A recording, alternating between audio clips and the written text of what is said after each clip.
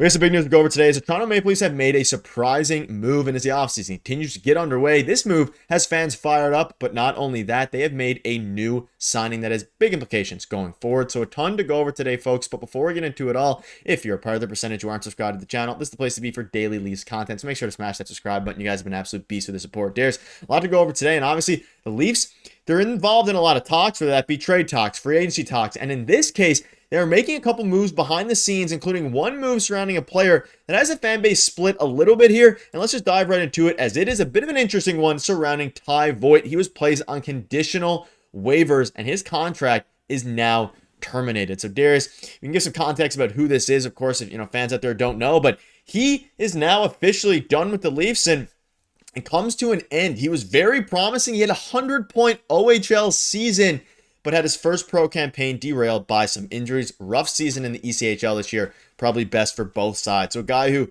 if you followed him for a while, used to have a ton of promise, a ton of upside, is now no longer going to be with the Toronto Maple Leafs, and they've decided to cut ties completely with Ty. Yeah, originally drafted out of the OHL. He played for the Sarnia Sting, and this guy was pretty electric. Again, 100-point OHL season. Most of that was assists. Like, this is a great playmaker. And then, like you mentioned, first year going pro, derailed by injuries. Nothing you can really do about that, I guess, but didn't really recover. And he was also a draft pick of the old regime with Kyle Dubas, Wes Clark, and the like, right? And we've been talking a lot about how the Leafs are very much and openly, by the way, if you watch the blueprint, moving away from that and mentioning that they're moving away from players like this and actively trying to do that. So it just seems to me like he was a guy that was struggling at the pro level. Once he got out of the OHL, struggling with injuries, all of that, but not saying that he's injury prone or anything like that, but did struggle once he made the pro level. And the Leafs are trying to move away from players that are kind of built like this and play the game this way. And I'm not saying that he plays the game in a bad way or anything like that. I think that he does have use to some organizations, but it sounds like it was a mutual parting of the ways by both of them. That, he wants an opportunity probably somewhere else in a different organization to continue playing pro. And the Leafs probably didn't see him in the plans at all, especially with the NHL squad. So makes sense to me. He was a promising prospect at one point. And, I think a couple of years ago, 2-3 years ago, you're hearing a lot about him. But at this point, it clearly wasn't going to pan out, clearly wasn't going to make the NHL, at least with the Leafs. And he wants an opportunity somewhere else. And I think that, again, the Leafs, they're changing their philosophy. The scouting staff is different. Brad Treliving, of course, has more control now, I think, with Brendan Shanahan gone. So they're changing a lot about the way and the type of players that they have in the system. So I feel like this is just a casualty of that at the end of the day. Yeah, he was a beast. Not surprising in the sense that it got done.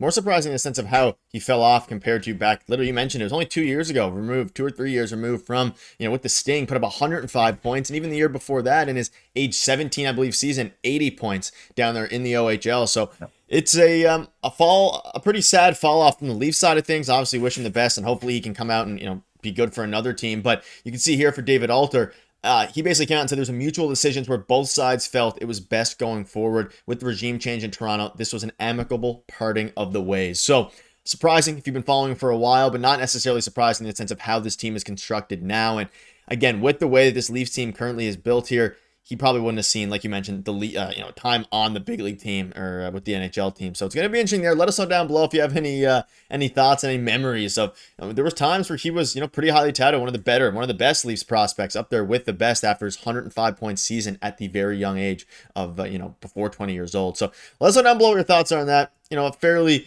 unfortunate, I guess, turn of events here, but at the end of the day, things like that happen.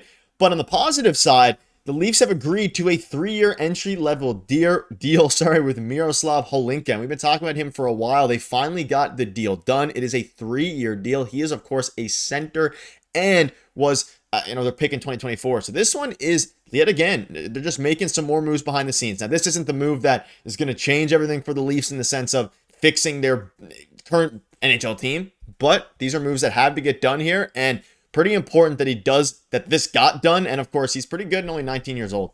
Yeah, absolutely. This is an interesting player to me because when you look at last year's draft, and again, he was only drafted last year, but there's a couple things that play into this contract signing that I think are really good for the Toronto Maple Leafs. First of all, last year, if you look at last year, Ben Danford was the big name coming out of, obviously the Leafs' first draft pick, and some of the other guys kind of got lost in the shuffle, and Holinka is one of them.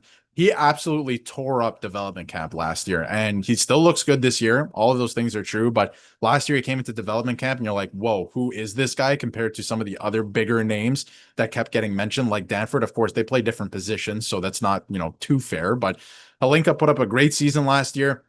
He continues to progress well, and he has a late birthday. So with this contract signing, he doesn't have to report back to junior or any of the junior leagues or anything like that. He can actually play in the AHL this year. He can go to the Marlies right away and continue his development. So I feel like that's the reason they got this done. And they terminate Ty Voi's contract, so they have an extra contract slot in the organization. So it was kind of like not a 1-for-1, I guess, deal, but you get or remove one contract today, and then you're able to sign Holinka, and you really don't give up any contract slots. So I feel like it was tidy work again from Brad Living to get this guy signed. He's going to be coming over. He's going to play in the AHL this year, continue his development, and I see this guy as being a really good NHL player. Like maybe not a huge impact player in terms of like he's not going to be Austin Matthews or anything like that, or maybe even a Matthew Nyes, but this is a guy that will play at the NHL level at some point and be able to chip in for you. He's a very skilled player. So he looked great last year in development camp, looked great last season. He continues to develop. He's going to be playing in the organization in the AHL this year. At least I think that's what the plan is. Everything can change, right? But I think that's what the plan is. So this is, again, great work from the Toronto Maple Leafs. And I'm very excited for him because, again, besides the big name players, this is a guy that I can't believe more people aren't talking about with some of the numbers he's putting up. And the Leafs need more players like that who are actually going to be good NHL regulars.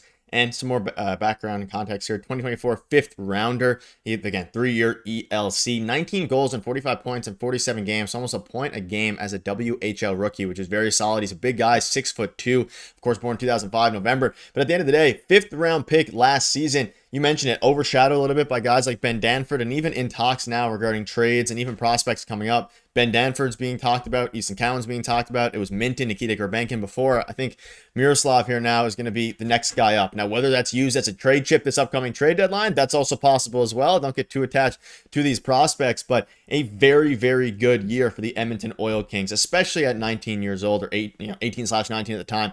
45 points, almost a point a game. It's going to be interesting to see how he factors into to the Leafs' plans going forward, whether that is in a bottom six role starting off or as a trade chip, because we've seen Brad Living's not afraid to make moves. You saw two of the prospects that were probably talked about the most in training camp last year in Nikita Gurbankin and Fraser Minton, aside from Easton Cowan, of course, traded at the deadline. So it's going to be interesting to see there, especially when you pair that with looking at how the team currently looks right now. And of course, neither of these guys that we're talking about today were going to slide in immediately, but they have a lot of work to do, and a lot of the guys that they've been getting in their farm system, I guess, in their EHL, whatever it ends up being, has not been panning out recently when it comes to guys coming up. They've been going with more veteran type players like Joran Cook and Cam. So it'd be good to see one of the young guys at some point here in the next few years, even 2 to 3 years, 4 even, start to get some have some impact at the NHL level.